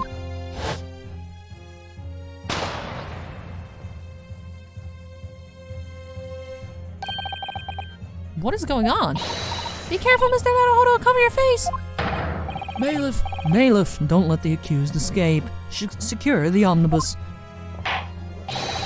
I hereby call an emergency recess. Bailiff, ensure the defendant is in custody and clear the courtroom.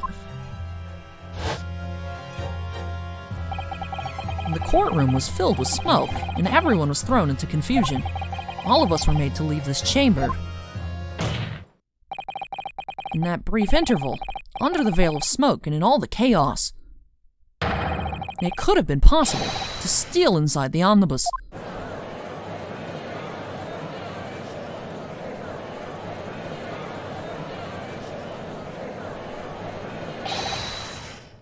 Are you wise? What are you trying to pull? You rotten, feckless gouger. Feckless? A gouger? You're supposed to be defending me. 'Tis a wicked plot. 'Tis a plot to undermine me, so it is. Objection!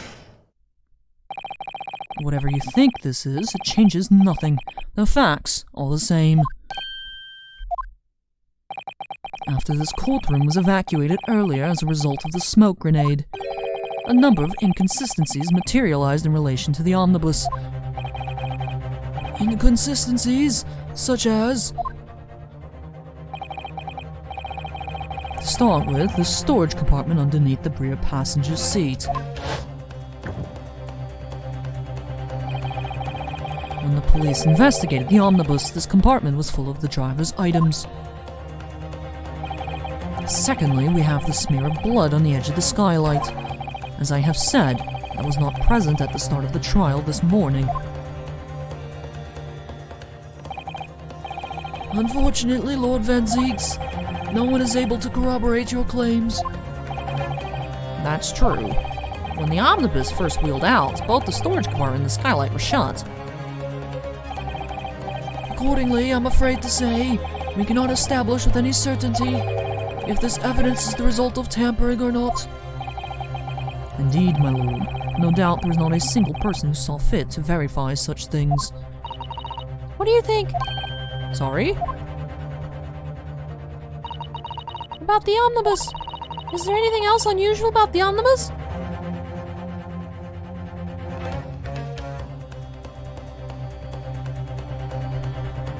I feel like there has to be something weird, right? My lord. Yes, counsel? There is one further inconsistency.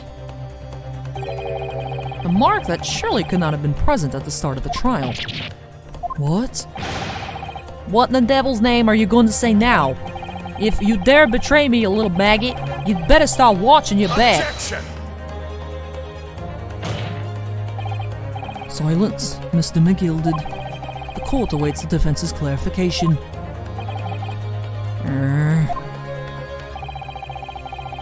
This trial keeps swinging one way and then the other. I have no idea what's the truth and what's deception. What am I supposed to believe here? I shall have to ask you to elaborate, counsel. Where exactly is the alleged mark you claim appeared at some point during the trial?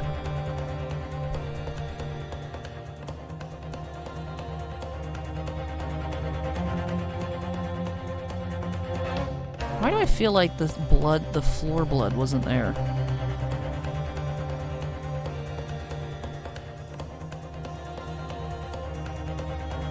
What's that? Can't find anything out of place. It's not that. Why does that look so much more fresh? That's blood, isn't it? Is something wrong? Oh, it's just, well, this bloodstain is so obvious, that's all. And yet, Van Zieks has made no mention of it. I suppose that does seem a little strange. Why do I have such a bad feeling about this? Yeah. Why, I feel like that's kind of new. If we consider that the victim fell through the skylight onto the floor of the cabin, you would certainly expect to find signs of blood where he landed. But as far as I recall, this bloodstain on the cabin floor was not there when the omnibus was first brought into the courtroom.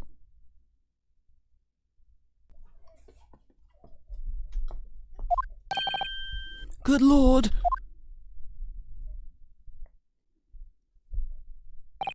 Yes, I do believe you're correct, counsel. Well said. Although, as advocate for the defense, one might say it was a very careless slip of the tongue.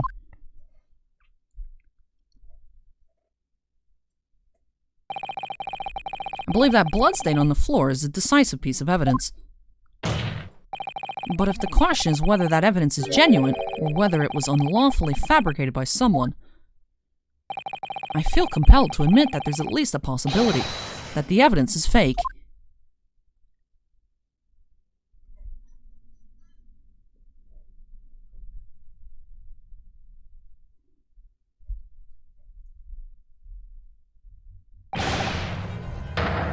Yarr!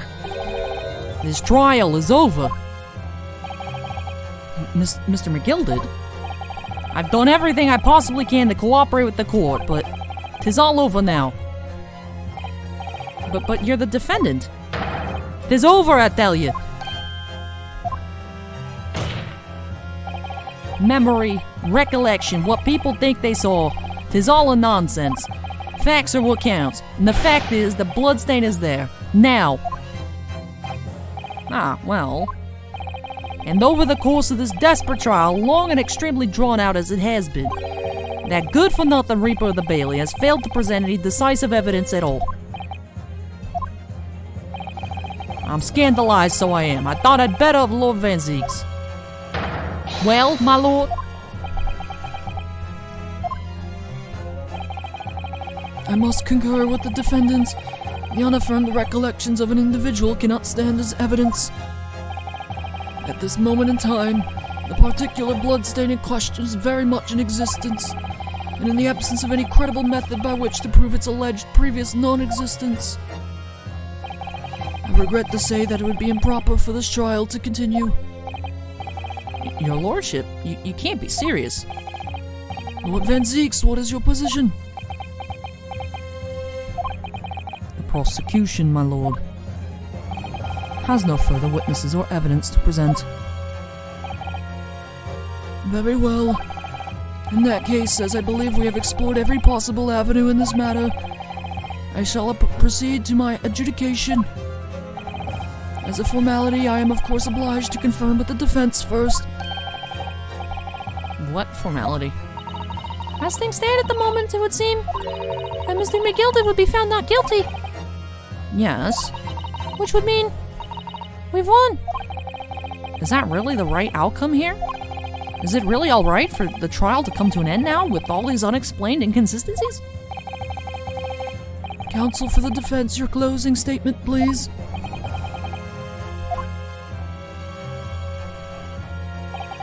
Yes, my lord. The defense believes...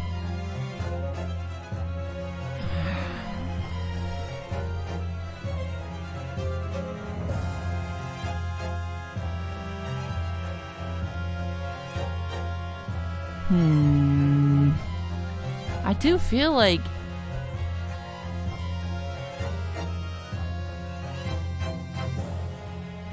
we need to prolong the trial. I don't feel like we can make a decision now. I don't want to say he did it for sure, but I feel like I don't feel comfortable pressing that he's innocent. I'm here in this courtroom today to advocate for the defense of my client, Mr. McGilded. However, at this moment in time, I cannot in all good conscience attest fully to the defendant's innocence. What are you saying, man? Without any question, there is no conclusive evidence to prove that the defendant is guilty. However, there is also no conclusive evidence to prove that he is innocent. Good gracious me. Order. This unprecedented behavior, counsel. A defense lawyer calling the accused innocence into question. Are you of sound mind?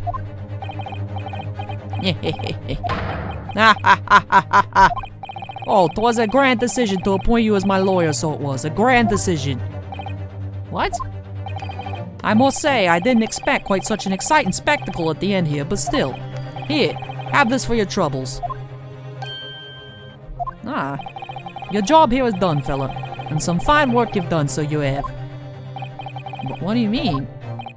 'Tis just as the right honorable gentleman so succinctly put it afore. The trial can't go on anymore. And your closing statement there was, how did he put it now? Nothing more than a formality.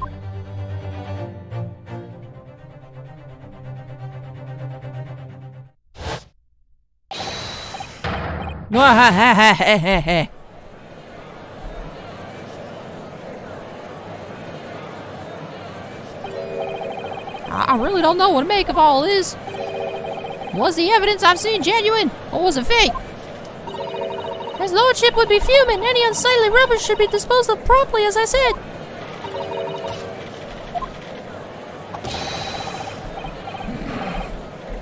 Knife guy. I hate knife guy.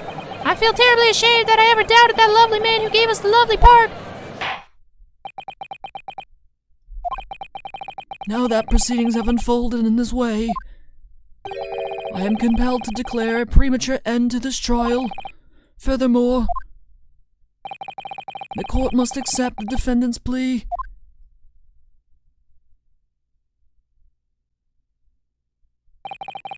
I thank you kindly, my lord.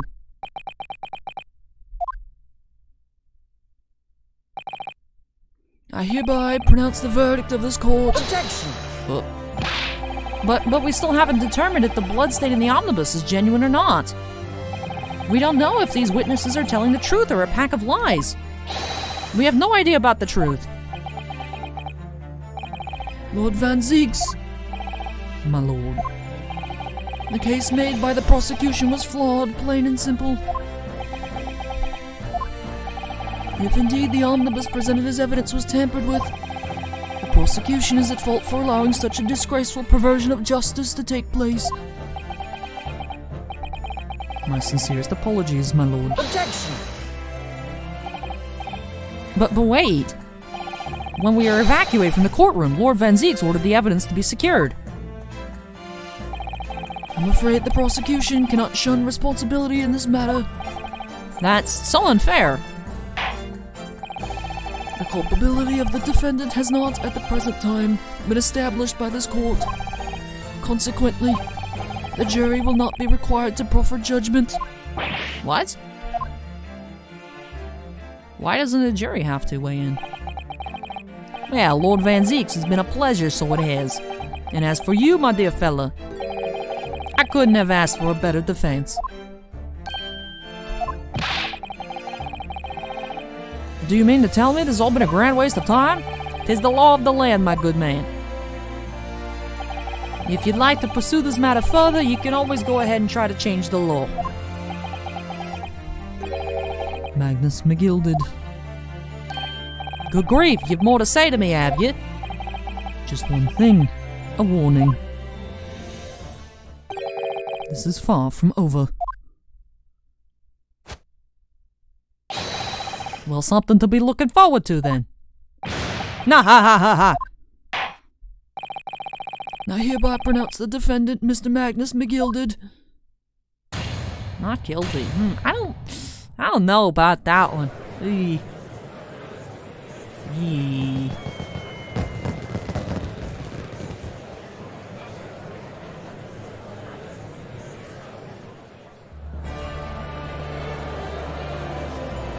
I don't know about that one. Another thing that I don't understand is, didn't the Chief Lord Justice, or whatever his title was, saying that there's no way he can be found guilty? And that's why it's an easy test? I feel like, are they in cahoots? I don't know what's going on. With the courtroom in pandemonium for the second time that day, the judge delivered his verdict. And my first ever trial in Great Britain came to an abrupt end, with the defendant being found not guilty. Ostensibly a victory for us. I don't know. I'm left with some odd feelings here.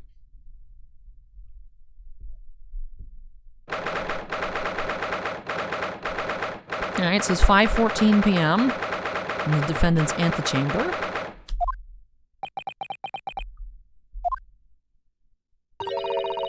That certainly was a long trial. Ah, yes, it was. Your first ever trial on foreign soil and your first victory. It was a wonderful performance.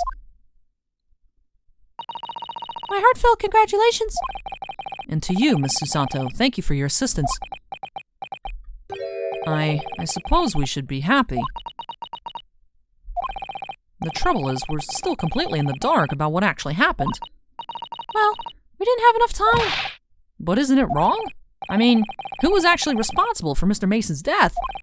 We don't even know that.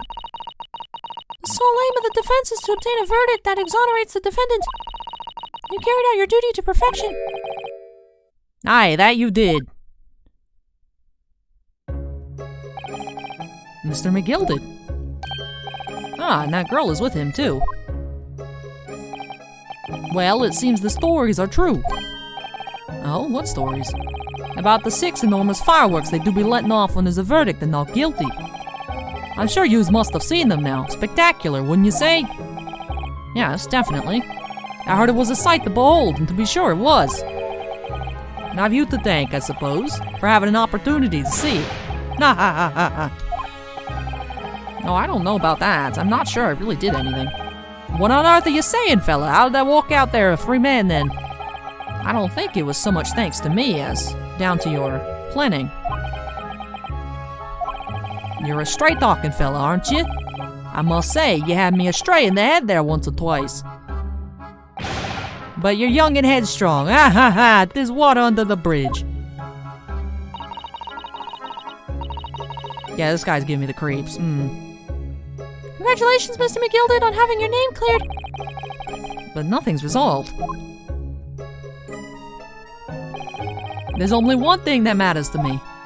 Oh? Aye. They've all seen that I didn't do that odious and obstinate deed. 'Tis grand, is it not? I suppose it is. Now the fine fellows of Scotland Yard can take matters in hand and sort out any wee details. They'll see it for what it is. They'll get to the truth. I've absolute faith in them, so I have. After all, I do be providing a good number of the wages with all the taxes I pay. Nah ha ha ha ha. It's not that funny. So then, as we agreed beforehand, 1,000 guineas for your troubles, fella. Oh, no, I couldn't possibly accept that much. I'll be whist, you're a humble people, are you, from the east? Well, if you insist. But have this, still and all. You deserve a reward. Mr. Magnus McGilded. Everything is ready, sir. If you'd like to follow me to the courtroom. Into the courtroom? What's this, officer? 'Tis sooner than I was led to believe. I hope it's not inconvenient, sir. There were some changes to the schedule. Well, I must be making tracks now. 'Tis time for the inspection. Sorry, what inspection? They're going to examine the omnibus again, so I'm told. I asked if I could be present for it myself. They're going to examine it again? Now? Naturally, I'm under no obligation to take part in any more of this matter now. But as an upstanding member of London society, I do be doing my best to help where I can. 'Tis a gentleman's duty, so it is. So then, fare thee well. 'Twas an absolute pleasure meeting yous. I hope ye have a whale of a time while you're studying here in Great Britain.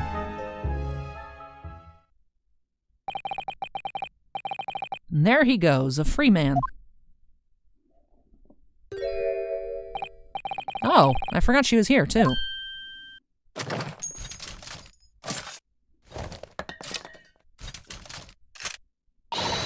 Don't move! Whereas I want to say, get a move on. She really does take forever to load that thing. Miss Lestrade, would you mind putting that thing down? You're a grown-up, Sorry? and I ain't all grown-ups. Ah, there you are. Oh, who's this? Naughty, naughty! Running off like that? Is this some kind of a picnic? Who's this little girl now? And taking that with you as well. I was looking forward to the trial of my experimental smoke grenade launcher. Yeah. Oh, do you want to play? You won't beat me? Excuse me, but who are you? Oh, good day to you. I'm, well, the inventor, I suppose, of that machine. The inventor? Well, normal smoke grenades are so dull, don't you agree? White, white, and more white. If you have to be shrouded in smoke, it could at least be a pretty color, I thought to myself. Do we have to be shrouded in smoke, though? At all? I just took my eyes off for a moment whilst I was changing onto a different omnibus and she pinched it. Luckily, I fitted it with a telegraphic beacon. What's it? What? I have no idea what this little girl is talking about. Anyway, you're coming with me now, back to my laboratory. What? What for? To apologize, of course, silly, to my technician. What? You mean, say sorry? You must say sorry when you've done something wrong. Surely an adult has told you that before. An adult? I don't listen to no adults. Come along then, follow me. Their voices are blending. No. Fine, have it your way. Oh good, you see, I knew you'd want to do the right thing in the end. I'm fairly sure that's what she wants. What she wants is not get shot by that massive gun of yours.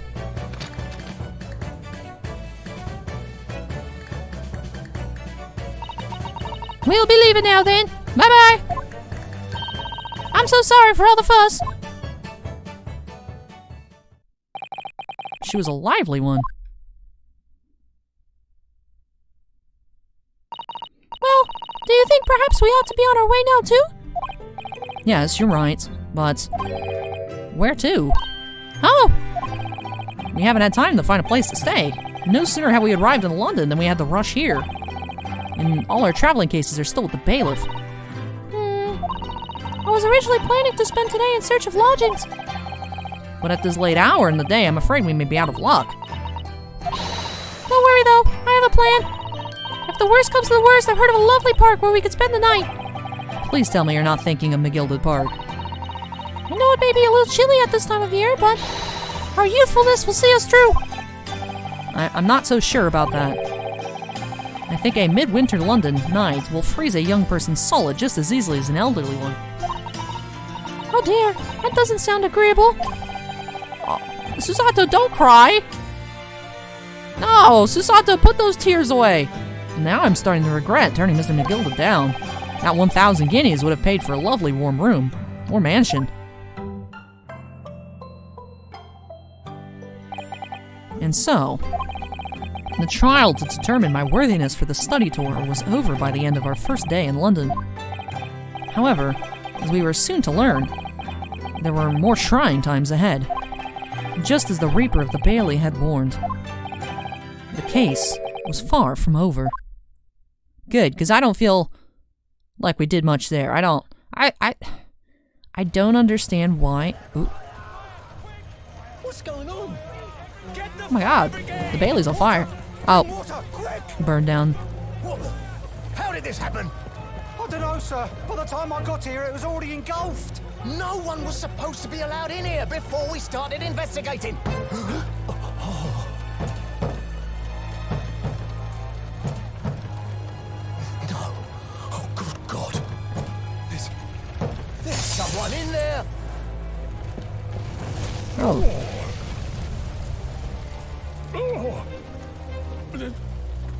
This can't be. Oh, it was actually somewhat on point with the. Ooh, hello. Hello. Hello. Hello.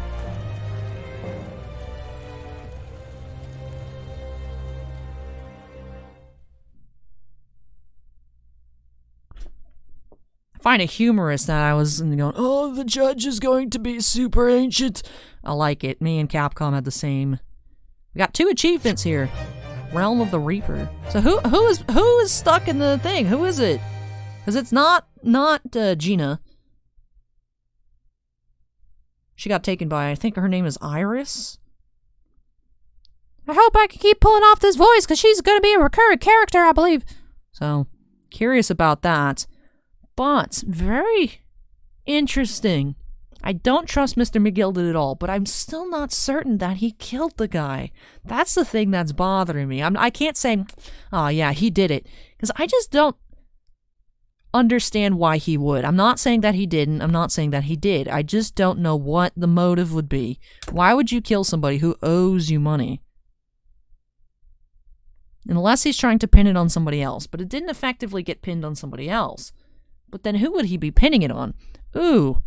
You know, when we started off this case, I was not sure. I wasn't liking the jury, but I was like, okay, I like the new mechanics here. I think it's just a matter of getting used to it. And I did like being able to pit the jury members against each other. I just actually did not like their characters. Okay, well, I didn't mind the one dude that was the leader of the guild. I didn't mind him.